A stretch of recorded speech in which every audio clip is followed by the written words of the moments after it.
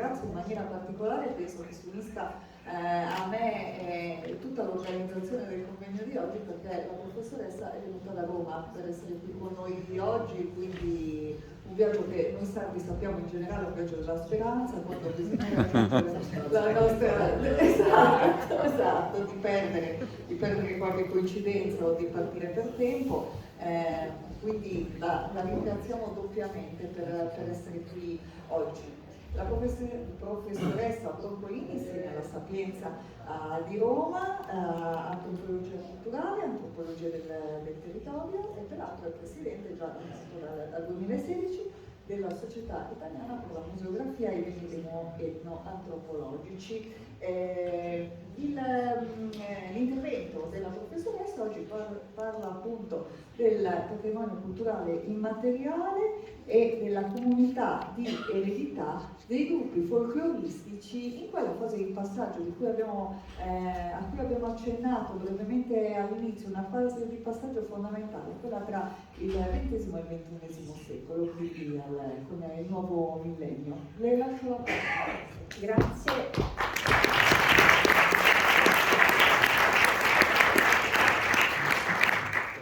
Grazie a tutti. Sarà molto difficile, insomma, fare questo intervento dopo i bellissimi due interventi che mi hanno preceduto. Io ringrazio sicuramente l'organizzazione di questo convegno, ringrazio l'associazione Sant'Upredu Antonio Musina per questo bellissimo invito a venire a Nuoro, ringrazio l'ISRE per aver ospitato questa manifestazione. Quando appunto Antonio Musina mi ha scritto per invitarmi, appunto io la curiosità di un antropologo, diciamo, è troppo forte, chiaramente il viaggio c'è stato, insomma è un viaggio complesso, insomma, arrivare da Roma a Nuoro, però considerando che il mio maestro in antropologia culturale Pietro Clemente, che è di Nuoro, appunto è un antropologo, insomma, che ha dato la formazione non solo a me ma a tanti altri giovani e meno giovani antropologi italiani, ho detto devo venire a Nuoro perché non posso mancare sicuramente. Mi fa piacere vedere questa sala piena di persone, piena di gente, non è scontato perché dopo il Covid, diciamo, gli incontri in presenza si sono sempre più rarefatti, quindi è un piacere vedere questo auditorium grande e pieno di giovani e anche meno giovani, quindi c'è una partecipazione, diciamo, trasversale. Per me è la prima volta in questo auditorium, è la prima volta a Nuoro in generale, quindi è una scoperta. Io ho ascoltato con grandissimo interesse gli interventi che mi hanno preceduti e ascolterò l'intervento che segue, perché io non parlerò di ballo, non parlerò di abbigliamento, anche se di ballo mi sono occupata, ma per altre regioni italiane, più centro-meridionali, più tamburiate e tarantelle, diciamo, e quindi quando parlava Marcello Marras prima mi veniva in mente proprio accentrato. Io attraverserò un paio di punti delle cose che ha detto, proprio il rapporto tra piazza e palco, che ha visto dagli anni 80 anche nelle zone centro-meridionali italiane un passaggio importante, una perdita proprio della piazza, devo dire importante. Quindi ecco, mi è stato chiesto più che altro di fare un discorso generale, soprattutto centrato sulla contemporaneità, sul contemporaneo dei gruppi folcloristici, nell'ottica, ecco, di tutto il dibattito che affrontiamo, che stiamo affrontando anche a livello di media. Insomma, questo termine patrimonio culturale immateriale, no? È qualcosa che si sente continuamente con le convenzioni UNESCO, con le liste, con insomma, i patrimoni iscritti nella lista UNESCO. Ecco, cerchiamo di capire in che modo i gruppi folcloristici, no, oggi possono essere ripensati in termini di patrimonio immateriale, in termini di comunità di eredità. Faccio vedere una serie di slide, so che non farò in tempo a finire perché in genere io mi setto su altre temporalità piuttosto che sui 20 minuti e quindi arrivo sempre lunga, diciamo, sulle cose, però diciamo mi fermate a un certo punto, poi mi dovete imbavagliare, forse anche a me. Allora, quindi farò un discorso molto generale, poi mi è stato detto che la platea era ampia, quindi di non fare cose troppo specialistiche, cercherò un po' di mediare, di stare un po' in equilibrio tra l'uno e l'altro, diciamo, livello. Quando parliamo di tradizioni, perché di quello stiamo parlando, tradizione è una parola pesante, è stata già evocata, si può intendere in tanti modi diversi, ma non parliamo solo di un ambito scientifico. Noi studiamo, no? Chi studia, gli antropologi, gli studiosi, quelli che una volta erano gli studiosi di tradizioni popolari, studiavano tradizioni, gli etnologi studiano le tradizioni extraeuropee, Ma non parliamo di un ambito solamente scientifico, quando parliamo di tradizioni parliamo di qualcosa che riguarda la vita di tutti, parliamo di feste, parliamo di saperi, di forme coreutiche, musicali, parliamo di qualcosa che riguarda un po' tutti, qualcosa che racconta della gente, no? Di territori, che parla di diversità culturali, di memoria, parla di quel mondo appunto agropastorale, anche artigianale, che abbiamo la sensazione, che sappiamo di aver perduto, ma che ancora sentiamo in qualche modo di portare dentro, nel modo in cui si parla, nel modo in cui si mangia, nel modo in cui si partecipa a pratiche rituali, nel modo in cui si sente, diciamo, di partecipare diciamo, a fenomeni collettivi di tipo religioso, le forme espressive. Quel qualcosa che noi sentiamo abbia un valore. Ma questo valore, diciamo, è una consapevolezza recente. Io mi sono un po' scatenata qui con le immagini, insomma mi piace lavorare un po' con le immagini. Noi abbiamo, diciamo, questa consapevolezza del valore della tradizione solamente di recente, perché se guardiamo non solo il secolo scorso, ma il secolo ancora precedente, l'Ottocento, la fine dell'Ottocento, da una parte avevamo appunto il basso popolo, il volgo, no? Il popolo che viveva nelle città e nelle campagne, che viveva subalterno economicamente, stigmatizzato socialmente, no? E dall'altra avevamo un iniziale timido tentativo di mettere in valore quel mondo popolare con i primi studiosi di folklore, Giuseppe Pitrè e poi via via gli altri che hanno caratterizzato la grande tradizione di studi folclorici italiani, che studiavano fiabe, poesia popolare, poi le feste, le pratiche magiche, le credenze, eccetera, eccetera. Poi adesso facciamo perché appunto si è già accennato a quel momento importante di perdita, no? A quegli anni 50 del secondo dopoguerra che hanno portato ad un inabissamento di questi mondi agropastorali, appunto, che avevano caratterizzato trasversalmente tutta la penisola italiana e anche ovviamente la Sardegna. A un certo momento questo mondo, caratterizzato non solo da grande stigmatizzazione, povertà, ma anche da grande ricchezza espressiva e culturale, quel mondo fatto di contadini, di pescatori, di artigiani, di pastori, è profondamente cambiato, è decaduto, ha conquistato diritti, si è smarcato dallo stigma appunto del basso popolo, ha raggiunto un certo benessere diciamo anche attraverso l'istruzione, con l'avvento della società di massa, la televisione a cui si accennava prima, il consumo, la tecnologia, ma ha perso delle specificità, delle forme espressive, sociali, delle forme di relazione e si è inabissato in qualche modo. C'è stata quindi quella che noi chiamiamo, a volte paventandola un po' troppo, una omologazione culturale, che in certo senso è stato un passaggio necessario per in qualche modo far transitare anche il nostro paese in quello che poi chiamiamo lo Stato democratico, come dire, accorciare il divario sociale, dare a tutti gli stessi diritti, eccetera, eccetera. Poi facendo un ulteriore salto, cosa è accaduto dopo? È accaduto che negli anni 60 e 70, appunto mi sono ritrovata esattamente in sintonia con quello che diceva Marcello Marras prima, si è arrivati diciamo, a un certo punto in questa corsa alla modernità in cui ci si vergognava del proprio passato contadino, pastorale, eccetera, ci si è resi conto che si stava perdendo qualcosa, e cioè che si stava buttando il bambino con tutta l'acqua sporca, come si dice. Ed è cominciato un percorso all'inverso, a cui sono stati dati vari nomi: folk revival, riscoperta della cultura popolare.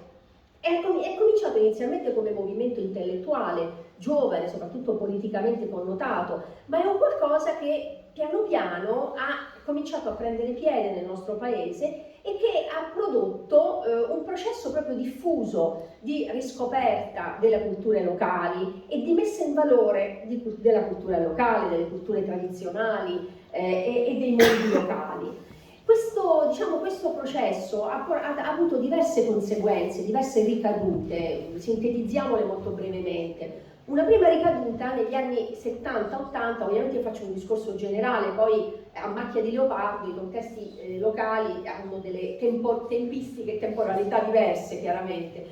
Però diciamo come trend nazionale gli anni 70 e gli anni 80 hanno visto una rivitalizzazione diffusa delle culture locali, studi, musei etnografici. I musei etnografici hanno il loro avvio e anche il loro, diciamo, la loro accelerazione proprio negli anni 70-80 soprattutto e 90, Ricordiamo che i musei etnografici fino a pochi anni fa rappresentavano la categoria più diffusa, più numerosa di musei in Italia, poi ci hanno levato il primato i musei storico-artistici, però diciamo fino a pochi anni fa erano la categoria più diffusa, presenti soprattutto nei piccoli paesi, con l'alto tasso di volontariato, quindi questo ci fa capire anche il valore della società civile che c'è dietro questi progetti. Associazionismo, coinvolgimento di giovani, nascita di archivi locali delle tradizioni popolari, ripresa di feste e riproposta anche in chiave folk. Ora, questo diciamo, processo ha portato ovviamente negli anni 80-90 anche una deriva, chiamiamola così, che dipende anche un po' dai punti di vista con i quali noi vediamo questi fenomeni, ma è stato già diciamo, accennato precedentemente, un fenomeno che possiamo chiamare di festivalizzazione delle tradizioni. Adesso c'è tutte le parole che finiscono in ione, no? Vetrinizzazione, spettacolarizzazione, estetizzazione della tradizione, con anche conseguenti manipolazioni della tradizione, usi politici, usi anche turistici. Ovviamente non bisogna demonizzare il turismo, ma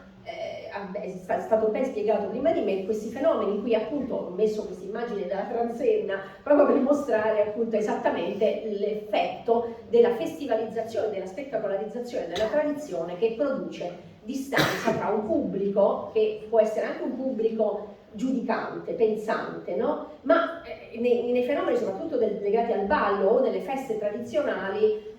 la partecipazione, quindi la possibilità, diciamo, che ci sia una porosità tra i protagonisti della festa e coloro che non sono protagonisti ma che partecipano anche visivamente, fisicamente, odorando, appunto mi è piaciuto il riferimento all'odore, alla vista, al tatto, è fondamentale. Questo diciamo, fenomeno che abbiamo vissuto negli anni diciamo, della ripresa dell'interesse delle culture popolari ha portato anche negli anni 70-80 all'accelerazione, più che diffusione, a un'accelerazione dei gruppi folcloristici, quindi un processo di folclorizzazione diffuso a livello sia nazionale che internazionale, che inizialmente, come voi ben sapete, è stato centrato sulla riproposta in chiave spettacolo quindi folcloristico. Ora, la folclorizzazione, qui ovviamente sono argomenti enormi su cui bisognerebbe fare appunto giornate e giornate di studio, non è un fenomeno certo degli anni 70, perché è un processo nato in Italia già a fine 800, con una prima accelerazione nel ventennio fascista, quando appunto il costume popolare regionale è diventato folcloristico, e poi con una seconda ripresa negli anni 70-80 appunto con la diffusione dei gruppi folcloristici. Qui ho voluto mettere delle immagini dell'Istituto Luce, qui siamo nel 1935, la festa dell'uva. Le feste dell'uva sono le feste istituite dal regime fascista, dove appunto il costume regionale è stato reinventato probabilmente. Io non sono più una storica del costume, quindi non mi posso avventurare in questo campo. Ora, quindi a questo punto è necessario come dire, specificare alcuni termini che a cascata si sono sviluppati a partire dalla parola folklore. Anche qui apriamo discorsi enormi. Folklore, folclorico, folcloristico sono tre termini che diventano a un certo punto abbastanza ambigui. Qui voglio citare molto rapidamente una frase presa appunto da un testo di Pietro Clemente, che ho messo nello sfondo, che ci guarda, diciamo, quando appunto esordisce in un testo molto bello che si chiama Oltre il folklore, nella postfazione diciamo, a questo testo, un testo ormai del 2001, quindi di parecchi anni fa, ma sempre attualissimo, quando Pietro Clemente dice folklore è una parola ambigua, che crea confusione, e lui elenca un po' i vari modi in cui il termine folklore oggi viene utilizzato. Folklore indica qualcosa è diventato un termine anche peggiorativo nel linguaggio comune, qualcosa di imbalsamato, di ripetuto, di vecchio, di fuori uso, qualcosa che puzza di vecchio, che dice Pietro Clemente. Si può parlare di folklore anche riguardo al ballo liscio, e si può parlare di folklore in riferimento ai gruppi folkloristici, ma e qui vi ho messo questo straccio di giornale che mi sembrava interessante. A fronte di una grande tradizione di studi folclorici che noi abbiamo in Italia, che appunto fa riferimento a grandi nomi sia nazionali, di interesse nazionale che di interesse regionale, giusto per citare Antonio Gramsci con le osservazioni sul folklore, che ha riaperto il dibattito sul folklore in Italia negli anni 50 con Ernesto De Martino, eccetera, eccetera. Ecco, il termine folklore cade nel linguaggio comune e, diciamo, con un significato peggiorativo, cioè inizia ad avere un significato peggiorativo. Qui appunto basta folklore, non è folklore, e altre espressioni sostituiscono la parola folklore. Tradizione popolare, demologia, cultura popolare, e questo termine folklore diventa sempre più ingombrante, diciamo, nel linguaggio. Anche si è fatto riferimento prima appunto diciamo, ai beni demo-etnoantropologici, agli studiosi, insomma, di tradizioni popolari, anche nel 1998, poi 2004, quando lo Stato italiano finalmente si rende conto del valore delle tradizioni popolari e inserisce i cosiddetti beni demo-etnoantropologici, poi diventati etnoantropologici, nel codice dei beni culturali del paesaggio, che appunto riconoscono per la prima volta, dopo, mi viene da dire, 50 anni di studi italiani, riconosce per la prima volta, diciamo, a fianco ai beni storico-artistici, archeologici, eccetera, eccetera, anche le culture popolari. Anche qui la parola folklore non c'è. Quindi vediamo che proprio c'è una sorta di schizofrenia nell'uso, no, di questo termine. E quindi abbiamo una deriva peggiorativa del termine folklore e la separazione, possiamo dire, di due aggettivi. Da una parte diciamo, emerge nel linguaggio, soprattutto forse più specialistico, l'aggettivo folclorico, e dall'altra l'aggettivo folcloristico. E cioè si creano come due poli, per cui il folclorico diciamo, viene utilizzato per definire quelle forme culturali che caratterizzano i fatti demologici, quelli che Marcello Marras prima definiva la tradizione, appunto, e il folcloristico passa a definire i fenomeni di riproposta, di spettacolo, del folklore, che però è un folklore di riproposta, quindi il folklore come, diciamo, sostantivo che va a definire non i fatti folclorici, i fatti demologici, chiamiamoli così, cioè la cultura viva, potremmo dire, del ballo, se vogliamo pensare al ballo di piazza, ma va a definire quel fenomeno di riproposta, di spettacolo, no? Quindi le forme coreutiche e musicali di riproposta. Quindi folclorico, folcloristico, qui ho messo due immagini, una del corteo dei costumi nazionali in occasione delle nozze, sempre Istituto Luce del principe del Piemonte Umberto di Savoia e di Maria José del Belgio. Qui sono donne abruzzesi, io non sono, ripeto, una specialista del costume, però immagino che negli anni 30, stando perlomeno ai racconti che faceva mia madre, insomma, di Tascanno, eccetera, eccetera, il costume era ancora parte dell'uso vivo, quindi del quotidiano nelle sue diverse forme, perché poi appunto, come ha detto giustamente la dottoressa Contu, diciamo, spesso diciamo, la riproposta del costume o la reinvenzione del costume è andata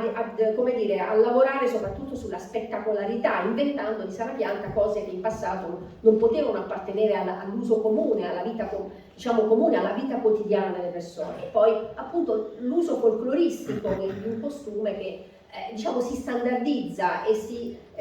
allontana sempre di più da quella che è poi la realtà storica di quello che era poi l'abbigliamento popolare nelle varie tradizioni regionali.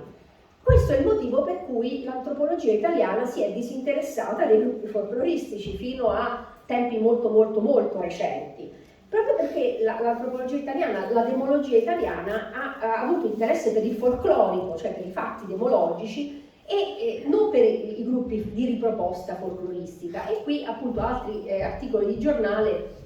che non c'entrano niente con l'antropologia, in cui noi, diciamo, io poi racconterò perché ho raccolto, uso il plurale, c'è un motivo, tutti questi articoli di giornale, perché abbiamo fatto una ricerca anche sull'uso del termine folklore, l'uso peggiorativo del termine folklore nella stampa italiana. Il folklore viene associato all'effimero, viene associato a fenomeni ridondanti, a fenomeni inutili. Quando nella stampa italiana, soprattutto la stampa politica, si vuole parlare di qualcosa che non ha consistenza e che è di assoluta inutilità, si dice non facciamo folklore. Ecco, su questo uso del termine bisogna un pochino riflettere. Ma allora veniamo alla domanda, diciamo, qual è l'attualità dei gruppi folcloristici? Perché poi di fatto oggi alcuni antropologi hanno cominciato ad avere un'attenzione seria nei confronti dei gruppi folcloristici? Per capire perché dobbiamo fare un passo indietro e riorganizzare qualche concetto che è importante. 5 minuti, allora non farò in tempo a dire quasi nulla, benissimo. No, vabbè, che sette diciamo, non succede niente. no, va bene, cercherò di essere sintetica. Allora, il primo termine che dobbiamo un attimo rimettere a fuoco è il termine tradizione, da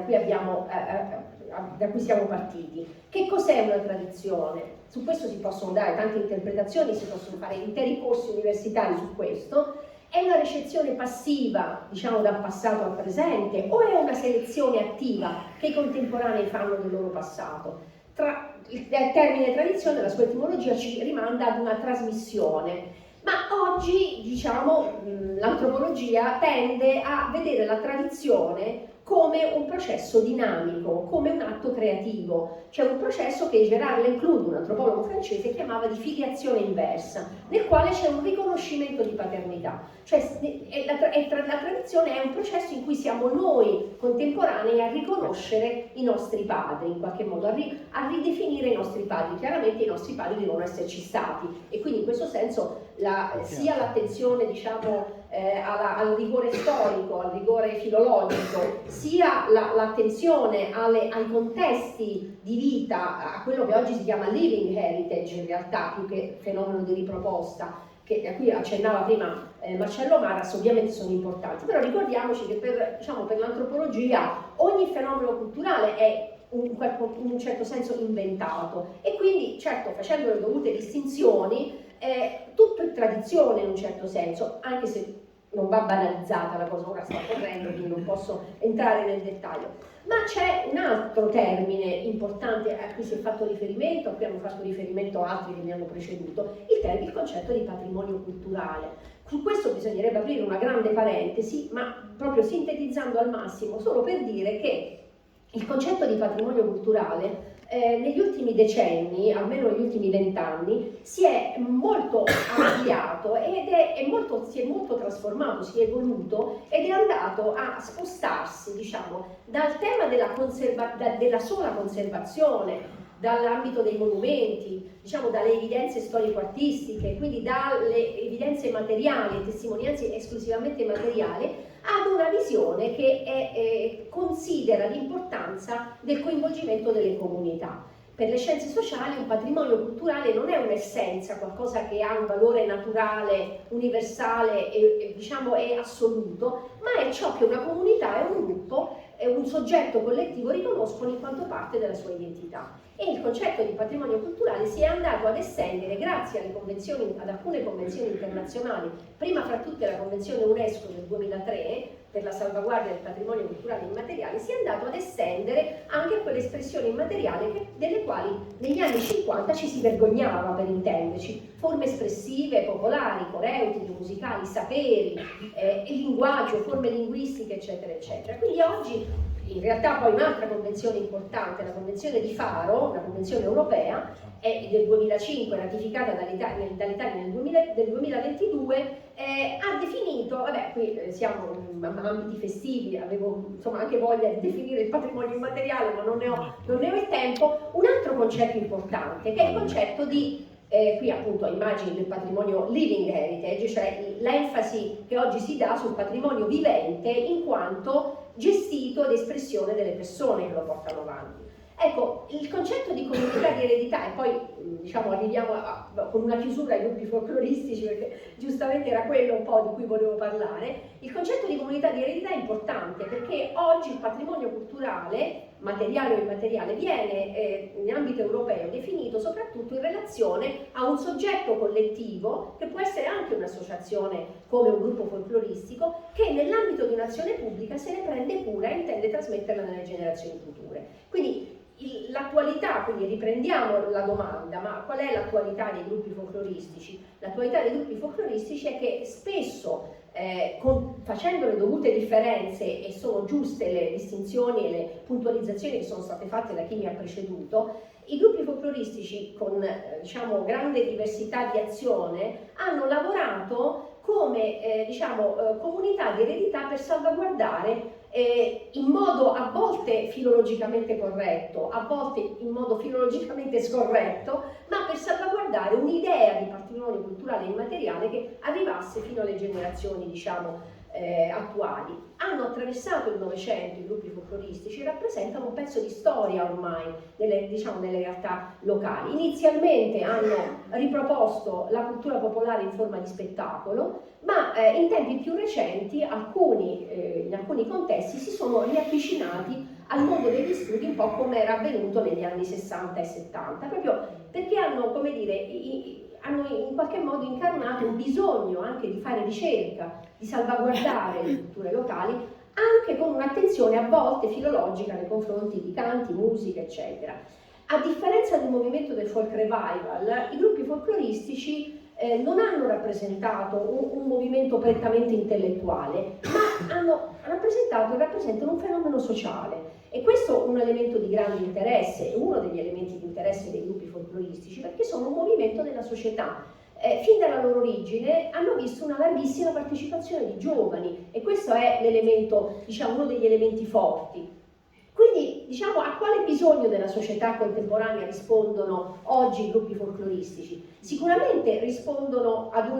ad un bisogno di mediare, di farsi mediatori tra il passato e il presente e quindi, appunto, come si diceva prima, come comunità di eredità. Rappresentano ed esprimono un bisogno di socialità e la possibilità che nel contemporaneo in qualche modo funzionino come punti di aggregazione giovanile. Mi si diceva anche ieri, ma questo lo vedo anche in Italia centrale, i gruppi folcloristici che sono diffusi in moltissimi paesi e piccoli paesi, rappresentano un punto di aggregazione di giovani, un momento, un luogo in cui potersi aggregare e poter in qualche modo portare avanti delle forme espressive che la modernità non permette loro di portare avanti, perché e qui ritorniamo al discorso del ballo di piazza, ma io non ho tempo adesso purtroppo. Ecco, tra filologia e creatività, ecco, mi piace mantenermi su questo crinale, perché chiaramente tutto il lavoro che fanno i gruppi folcloristici può pendere da un lato o dall'altro, cioè può come dire, focalizzarsi, può avere un'attenzione nei confronti di un utilizzo del costume o anche del ballo o anche del canto, diciamo, più filologicamente corretto, quindi più legato a una considerazione di quella che è poi la tradizione popolare, e invece ci sono contesti che pendono più per un uso creativo. Ecco, è questo uso creativo che ha fatto storcere il naso a molti studiosi di tradizione popolare, ha fatto sì che diciamo, i gruppi folcloristici non fossero poi considerati come dire,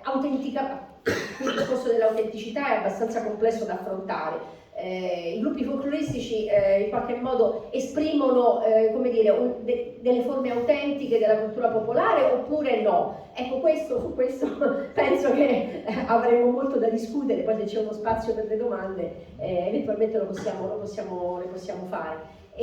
Concludo con questa slide, ne avevo altre su questo progetto ma non ho il tempo. Per questo ho usato il plurale prima della ricerca sulla stampa, perché nel 2021 abbiamo lavorato con la scuola di specializzazione in beni demo-etnoantropologici dell'Università di Perugia e a un progetto di costituzione di un museo che stiamo ancora allestendo, cioè se ne è allestita una piccola parte, un museo nazionale del costume folcloristico, a partire dal gruppo folcloristico di un paese della provincia di Macerata che è Castelraimondo, che ha un gruppo folcloristico ormai novantenne, nato nel 1932. Ecco, questo museo lo abbiamo concepito inizialmente come una riflessione, appunto questa è l'inaugurazione, ecco, come una riflessione